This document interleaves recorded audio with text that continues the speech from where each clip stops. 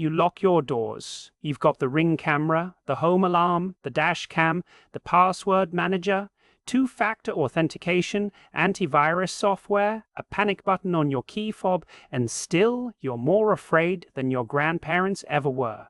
Even though violent crime has cratered more than 2/3 since you were a kid, car crashes are down, workplace deaths are down, house fires are down, and by every objective measure you're living in the safest era in American history, and yet you don't feel safe. You feel terrified, and here's the paradox that will rattle around your skull like a loose bullet. The safer America becomes, the more afraid Americans feel, because fear isn't a response to danger.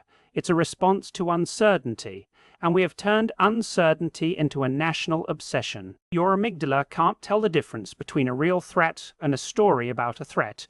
So every time the news cycle force-feeds you a shark attack in Florida while ignoring the 4 million people who swam safely that same week, you are chemically conditioning yourself to believe the world is a slaughterhouse. And the American twist is we took that fear and turned it into a $50 billion safety product industry.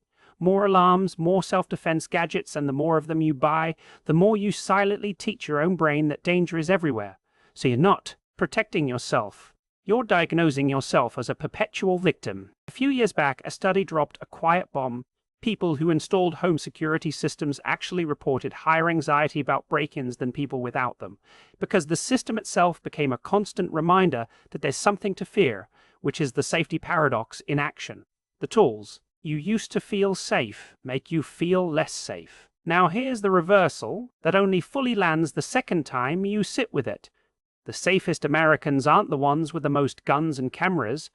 They're the ones who learned to tolerate uncertainty, who did the quiet math that the fear of crime is more corrosive to a life than crime itself, because anxiety shaves years off your lifespan. Cortisol eats your immune system, your heart, your brain, and a life spent hiding from danger is a life spent dying slowly from safety.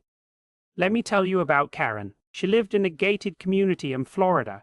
12 cameras, pepper spray to the mailbox, neighborhood Facebook group open like a police scanner for suspicious people, and she hadn't slept through the night in years, her body locked in fight or flight, her doctor telling her she was killing herself. With safety, so her therapist gave her a prescription that sounded like a dare. Turn off the cameras for 1 week, delete the neighborhood app, walk to the corner store after dark. Karen thought it was reckless, but she tried, and the first few days she felt naked. Then something shifted.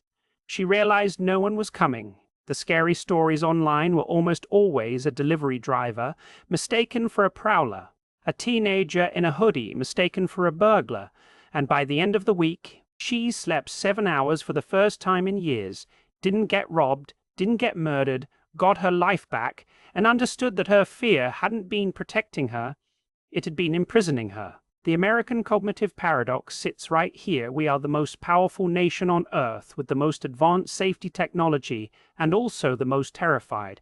And we've built a culture of fear that treats every stranger as a threat, every shadow a disaster, every unknown a horror movie. But the only way out is to choose to be brave, not reckless. Brave, lock your doors, but not your heart. Take reasonable precautions and then stop thinking about them. Refuse to let the news cycle live inside your head, because a life without risk isn't a safe life. It's a slow, quiet suffocation.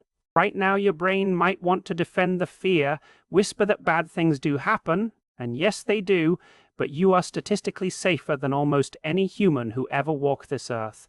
And your fear isn't a reflection of reality. It's a reflection of what you've been fed. If something in you just exhaled a little, if the thought crossed your mind to send this to the person in your life who checks the locks 3 times before bed, that's not about me. That's the recognition that their security system is making them sick, and sharing that might be the first real act of courage you've taken all day. The question from the beginning: why do we spend billions on safety yet feel more afraid than ever? Has an answer that the first viewing can only half unpack. Safety is not something you purchase. Safety is a relationship with uncertainty, and the only way to win that relationship is to stop negotiating with fear. Now go do something that scared you yesterday. That's an order.